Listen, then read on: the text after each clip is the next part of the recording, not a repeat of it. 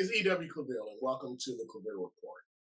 Today, I want to talk about Tyre Nichols and law enforcement reform. Unfortunately, we all know of the unfortunate death and the brutal beating of now the deceased Mr. Tyre Nichols at the hands of 5 Memphis police officers. We all have seen the gruesome video that this young man endured. We all saw the attacks. We all saw the hits, the stomps. We saw the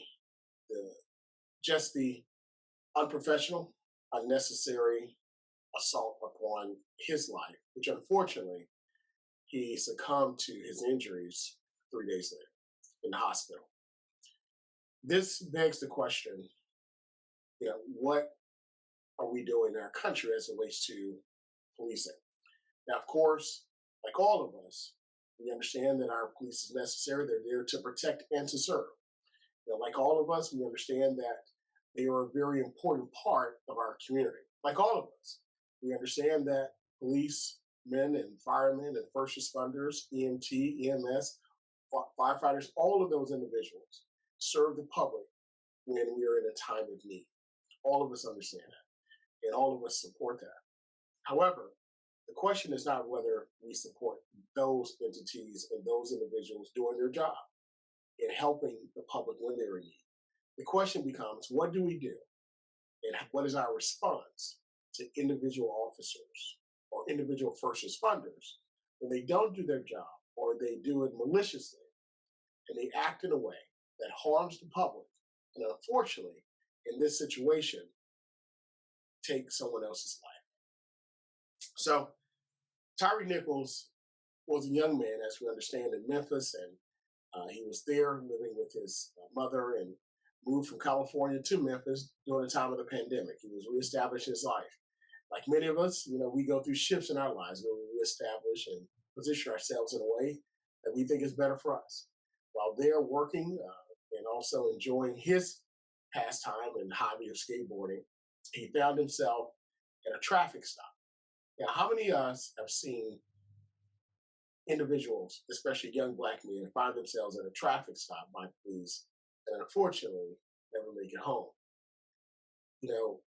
When I was asked about this, I was asked, give me one word. It was a colleague of mine who's a writer. He's the chief reporter for one of our local Black newspapers here, one of the oldest Black newspaper in the area.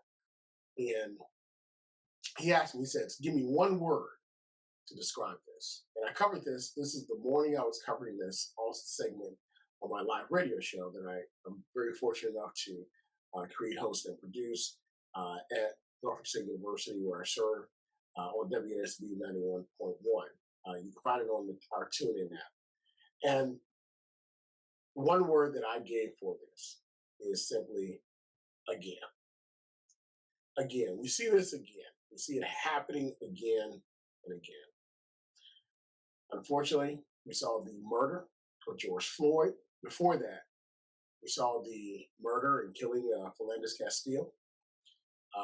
We saw several other high-profile incidences where young Black men died at the hands of the police. Whether it be in most of it was an encounter that happened while in a motor vehicle. Whether it be a traffic stop or not, but they were in a motor vehicle when this took place. And most of those officers in every situation had video. And the ironic thing about this is that the video captured it. And in several instances, the police departments accepted the report that officers gave it. Now, they should, because you trust your police officers to write a report and it be accepted as is. But when video contradicts what is written, the question now becomes, what do you do? In this situation, in the Memphis situation, we saw where these officers created on video the narrative, which is totally different from the actual scene itself. We also saw where the officers filed a police report based upon what they created to be the actual incident, which the video contradicted. What we saw was that police report being accepted until the camera, and again, this was a camera that was on top of a pole in the community that caused this entire scenario to come to the public purview. Very similar to the George Floyd murder, it was the video of a little child recording, holding it, seeing the murder of a man. For some reason, I can never get that image out of my face because I think about myself at a young age. Would I have been able to hold that camera? Would I have been able to have the courage to do that? Would I have been able to sleep at night after seeing something like that? How would my life end up 20 years, 30 years later after doing what that brave young person did? I don't want us to ever forget about the people that made the sacrifice to do those things. It is a tremendous sacrifice. It is something that, again, history is made not because the public wants to see it or the public voiced it, but because there's one individual that decided to take an unpopular stand and move in a direction and expose and show what truly happened. So with that being the case, we now see what forever in our society, Tyre Nichols' murder at the hands of 5 police officers in the city of Memphis. Would it be Memphis, Tennessee? Would it be Minneapolis, Minnesota? Would it be Florida? Would it be Baton Rouge, Louisiana? Would it be California? It doesn't, would it be New York? What we see is that this is happening in every area of our country. And the same scenarios, very similar scenarios, and the same demographics are being harmed in this situation. You have policemen that are, and you have African American and Black men that are dying at the hands of police coming into this interaction with each other.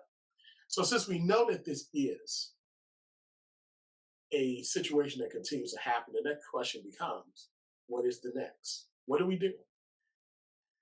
Well, before I answer that question, and we delve into more of a substantive discussion about that, I want to also take a look at what's happening. When I said policemen, notice I didn't say a certain ethnicity of police. Because if you notice, the policeman in the incident with George Floyd, he had the representation of several major ethnic groups here in our country. You had 2 white police officers, you had a Black police officer, and you had an Asian American police officer in that scenario in Minneapolis. Of course, with Lenny Castillo, you also had a Hispanic police officer. In the case in Baton Rouge, you had a white police officer. And again, in the case where now we see Tyre Nichols, you have 5 Black police officers. So it's not about the color of the officer, but it's about the color of the uniform and the badge.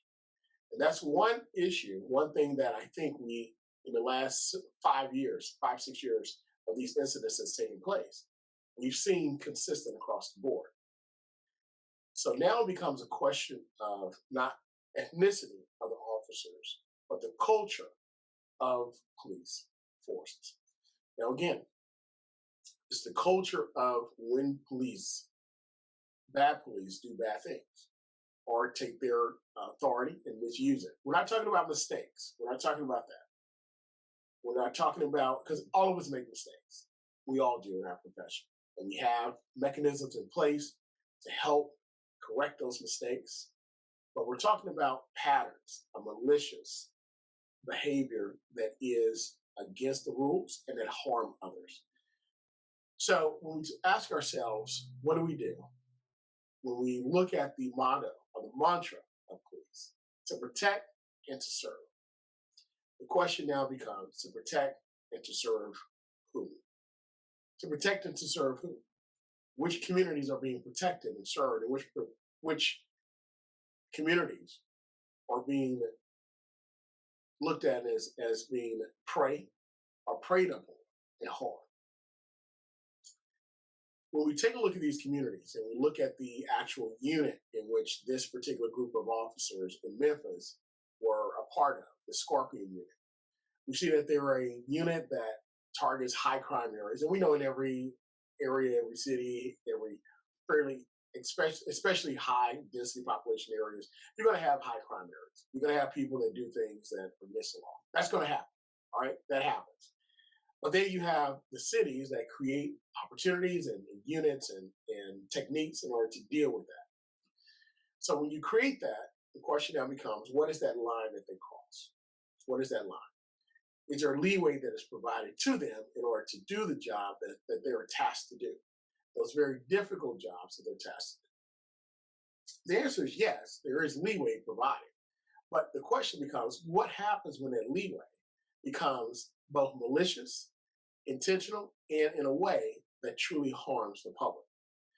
You know, many times, and some of you are maybe young enough, too young to remember Rodney King.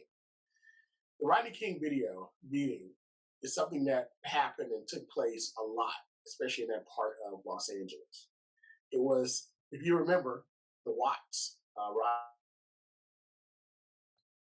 If you remember those situations that took place where the very long-serving police chief in Los Angeles recruited all white officers out of the South because, quote unquote, they know how to handle these people. Now, again, you can look at this up on YouTube. It's there. You can see that. You can hear what he's saying. And keep in mind, this was the late 50s, early 60s, where this type of language and this type of boldness was accepted. It was spoken a lot, so it wasn't anything unusual about what he was saying or how he was saying it. However, even in this time period, we hear it. It wasn't right. It didn't make it right during that time. But even during this time period, we see where it's shocking to the conscience. Well, that type of mentality of policing, is something that we've seen travel not just from California, not through the South, not through the Midwest, but to the East, but all four corners of the United States when dealing with poor communities, Black communities, and vulnerable communities. Again, we see the pattern. This is nothing that happens in a vacuum. It's happening all across the country. So if we know that it's happening across the country, if we know that this is a situation that needs change, the question becomes, how do we implement this change? Community policing for the 21st century is something that former President Barack Obama had commissioned to work on. Well, where is that study? Where are these recommendations? Have cities, and it wasn't mandated that cities implement these. So obviously, if there's no mandate, it's obviously just sitting on the shelf, or what we call File 13, which is the trash can, right? So should there be mandates that police engage the community and create ways that's unique to their areas in order to provide comprehensive protecting and serving communities, all communities? But in order to do that, it is a partnership that has to take place with both the community, the stakeholders of that city, and our police. Because ultimately, our police are made up of our community. There are fathers, there are mothers, there are brothers, there are sisters, there are aunts, there are uncles, there are our sons, and there are daughters. There are nieces, and there are nephews. They are a fabric of our community. So if we're going to be able to address this earnestly, we have to go straight ahead with it. And we have to look it in the eye and say, this is the problem, and have the courage to stand up and say, this is also the solution, that we're willing to be bold and courageous in order to solve the problem. To the family of Tyre Nichols, his friends, his loved ones, we have our condolences, and we hope that his death is not in vain. And we truly hope that this is the last time that we have this conversation. Until the next time, this is E.W. Claville, and it's Law and Order to Protect and to Serve Police Reform. We'll see you next time.